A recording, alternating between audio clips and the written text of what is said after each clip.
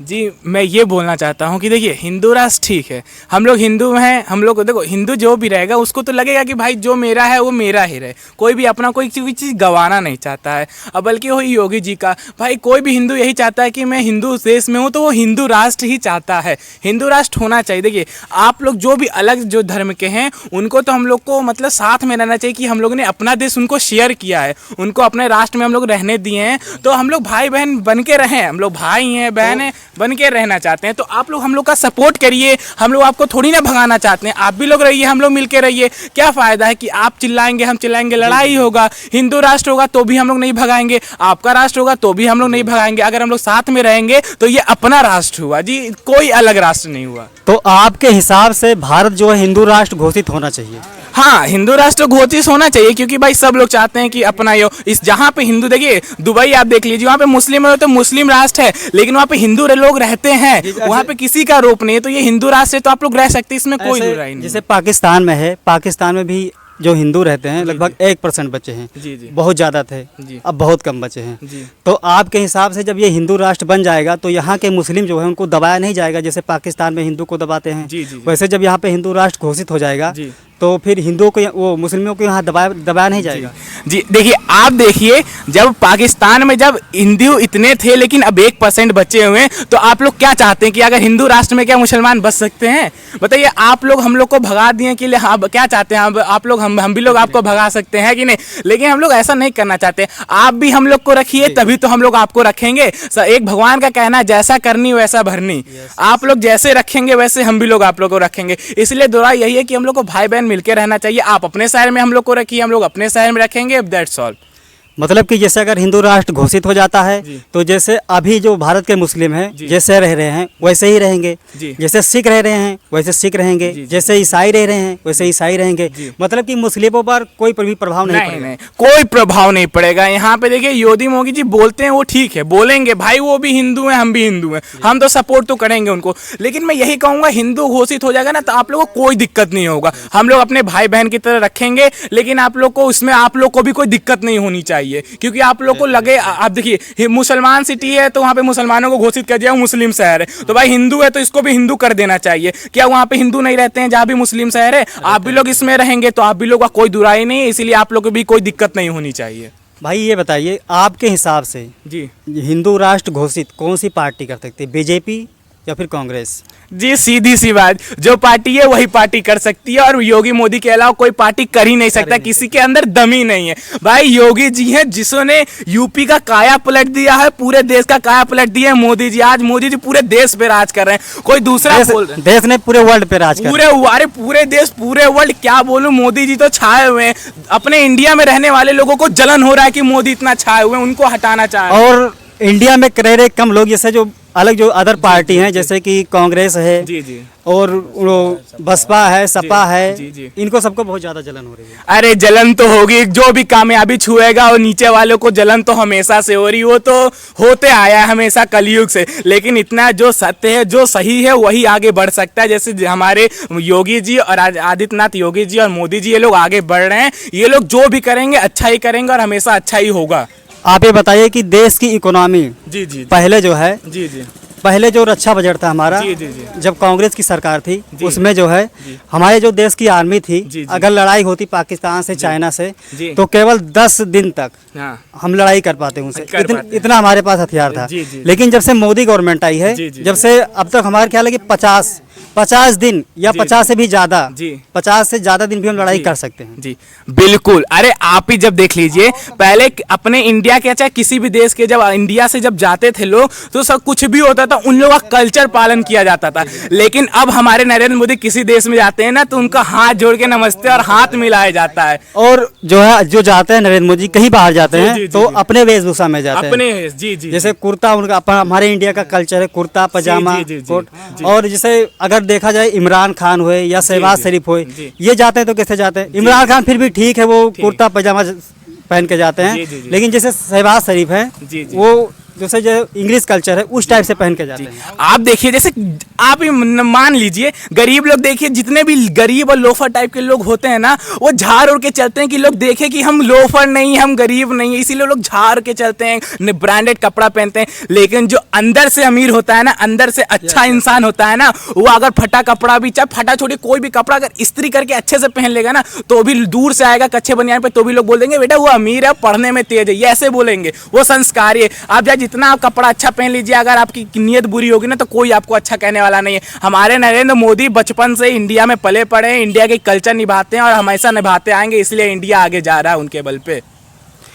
देखिए आज हमारी इकोनॉमी जो 5 ट्रिलियन हो गई है, ठीक है, उसको क्या यूनाइटेड किंगडम उसको पीछे छोड़कर हम 5वें नंबर पर आ गए हैं। और ये भी सुनाई दे रहा है कि अगले 5 सालों में हम जापान को पीछे छोड़कर तीसरे नंबर पर आ जाएंगे। इस पे आप क्या कहना चाहेंगे? अरे इसमें तो हम क्या ही बोले, नरेंद्र मोदी जी ने तो क्या ही कर दिया है। अब पहले जो इंडिया यहाँ था, अब यहाँ पहुँच रहा है। यहाँ के बच्चे जो अब हो रहे हैं ना, वो तो अब सब लोग, आप लोग खुद ही जानते हैं। देखिए कहाँ था कहाँ, देखिए अब हमारे जो देश में पहले थी ना, देखिए पाकिस्तान देखिए, जो हमेशा खराब करते आया है ना, वो दिवालिया होते चला गया, देख लीजिए आप। लेकिन इंडिया आज इतना वो हो गया ना कि 2-3 देशों का खर्च भी अपने ऊपर उठा रहा है। जैसे इंडिया ने भी हाल ही में श्रीलंका की मदद की, ठीक है, और उसके बाद में बांग्लादेश की भी मदद कर रहा है। पाकिस्तान की मदद नहीं कर रहा है क्योंकि वहाँ पे आतंकी संगठन बहुत ज़्यादा है। इससे आप क्या कहना है? हम तो यही कहना चाहते हैं, देखिए अगर आपके हिसाब से मतलब पाकिस्तान की मदद इस समय जो दिवालिया हो चुका है, हमें उसकी मदद करनी चाहिए कि नहीं करनी चाहिए? मेरे हिसाब से तो एक चीज़ बताऊं, अगर पाकिस्तान अगर दोस्त के नाते से अगर मांग भी लिया हिंदुस्तान से मदद ना, तो इंडिया रुकने वाला नहीं है, क्योंकि इंडिया के अंदर वो क्षमता है। इंडिया चाहता है कि मैं मदद करूं, लेकिन जब आप ही नहीं चाहते हैं तो मैं क्यों मदद करूं? सही है, सही है। आप मुझसे एक बार कहिए तो उसके बाद तो मैं मदद करूंगा। लेकिन आप लोग अपने एटीट्यूड में है ना, एटीट्यूड किसी में रहता नहीं, इतना याद रखिए। एटीट्यूड रहने के लिए भी क्षमता चाहिए, जो इंडिया के पास भरपूर है। अपने एटीट्यूड और क्षमता, इकोनॉमी, हर चीज मजबूत है इंडिया के पास। इकोनॉमी, उसके बाद में आर्मी, हर रक्षा बजट, हर चीज में इंडिया मजबूत। जी, हर चीज मजबूत है। सेना से लेके थल सेना, वायु सेना, सारा का सारा, सेना लेके इकोनॉमिक, यहाँ पे बीजेपी, रक्षा बजट, सारा का सारा एकदम सुपर है। आपके हिसाब से जो आने वाली गवर्नमेंट है 2024 में, वो बीजेपी की बनेगी या कांग्रेस की बनेगी? जी सीधी सी बात, जो देश को आगे लेके जाएगा वो तो सबसे नंबर है मोदी जी, योगी जी जिंदाबाद, वही आगे बनेंगे और कोई नहीं बन सकता। देखा जाएगा, जो होगा वो देख लेंगे। आपके हिसाब से 70 साल तक कांग्रेस ने राज किया है, ठीक है, 70 साल हो गए, और मुझे तो ये लगता है कि जितना उन्होंने 70 साल में नहीं बनाया है, उतना मोदी जी ने लगभग 10 साल में बना दिया है। बिल्कुल, अरे आप ही देख लीजिए, देखने क्या, लोग देख रहे हैं, आप नहीं देख रहे हैं, सब लोग। अच्छा आप ही लोग बताइए, आप लोग नहीं देख रहे हैं कि यहाँ पे क्या हो रहा है? मोदी जी आते ही पूरा काया पलट दिया इंडिया का। जहां तक इंडिया था उससे 2 गुना 3 गुना तरक्की कर रहा है इंडिया। बल्कि इंडिया को कोई शहर नहीं जानता था, आज ऐसे ऐसे शहर जानते हैं। भाई G20 का अध्यक्ष बना है, बल्कि सोच लीजिए, G20 का अध्यक्ष हमारे मोदी, श्री नरेंद्र मोदी जी हैं। तो मोदी जी नहीं होंगे तो कौन होगा ये बताइए? भारत मेटा का बेटा कहा जाता है भारत। इस समय हमारे जो देश के विदेश मंत्री हैं जयशंकर, आप उनके बारे में जानते हैं कि नहीं जानते? जी जानता हूं, बिल्कुल। अरे उनको कौन नहीं जानेगा। देखिए हर चीज की, जैसे कहते नहीं है, एक कामयाब आदमी के पीछे औरत का हाथ होता है, इसीलिए एक कामयाब जो इंडिया है ना, उसके पीछे बहुत ही लोगों का हाथ है, एक लोग का हाथ नहीं है। ये हमारे बहुत ही पूजनीय हैं, इनको भी बहुत अच्छे जानते हैं।